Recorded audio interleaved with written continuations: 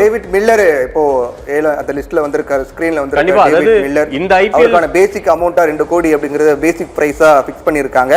மேற்கொண்டு யாரு எடுப்பாங்க? டேவிட் மில்லருடைய பெர்ஃபார்மன்ஸ் எப்படி இருக்கு? கண்டிப்பா டேவிட் மில்லர் பாத்தீங்கன்னா லாஸ்ட் சீசன் குஜராத் டைட்டன்ஸ்ல விளையாடினார். ஸோ இவர் பாத்தீங்கன்னா எக்கச்சக்க மேட்சஸ், அதாவது இவரோட மெயின் ரோல் வந்து பாத்தீங்கன்னா ஃபினிஷிங் ரோல் தான்.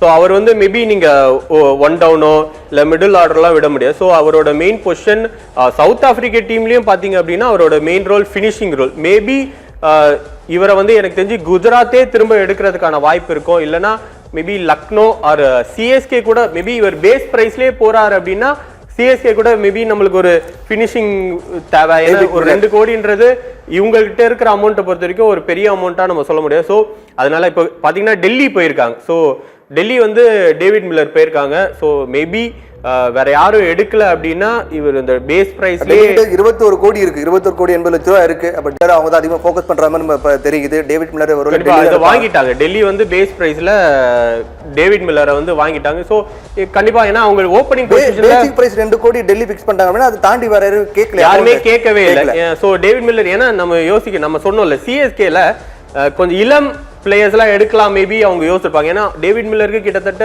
36 வயசு ஆனனால இவங்க மேபி இன்னும் ஒரு 2 சீசன் தான் டேவிட் மில்லரை நம்ம யூஸ் பண்ண முடியும்ன்ற நோக்கத்துல எனக்கு தெரிஞ்சு யாருமே ஆப்ஷன்ல போல அப்படின்றத நம்ம பார்க்கலாம். குஜராத்துக்கு டேவிட் மில்லர் போயிட்டார். பேசிக் பிரைஸ் டெல்லியில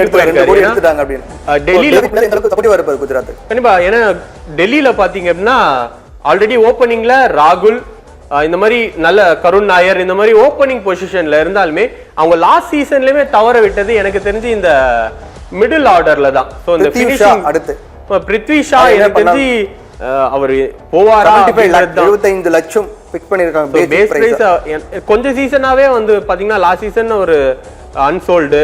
அதுக்கு முந்தின சீசன் அவர் சரியா விளையாடல. ஸோ நம்ம சொன்ன மாதிரி எதிர்பார்த்த மாதிரி அவர் அன்சோல்டு தான் ஆயிருக்காரு. ஏன்னா அவரோட ஃபிட்னஸ் வந்து எல்லாருமே பேசிட்டு இருக்காங்க. ஸோ இன்னும் அவர் வந்து ரொம்ப ஃபிட்டா இல்லையே இவர் எப்படி? ஏன்னா அவரோட main role opening batting.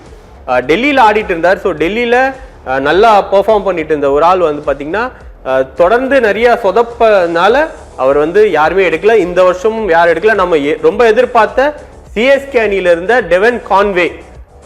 So கண்டிப்பா திரும்ப சிஎஸ்கேவே எடுக்கிறதுக்கான வாய்ப்பும் இருக்கு. ஏன்னா சிஎஸ்கே பல டைம் நம்ம வந்து விட்டு பிடிக்கலாம் அப்படின்னு பார்த்து ஏற்கனவே பண்ணதுதான். ஆல்ரெடி பிக்ஸ் பண்ணிக்கிற ஒன்று டேவிட் மில்லர் தான் இப்போதைக்கு அவர் எடுத்திருக்காங்க. பிருத்வி ஷா அதுக்கப்புறம் அவர் விற்பனை ஆகலை அப்படிங்கிறதா இருக்கு. இப்போ டேவிட் மில்லர் 2 கோடிக்கு எடுத்திருக்காங்க.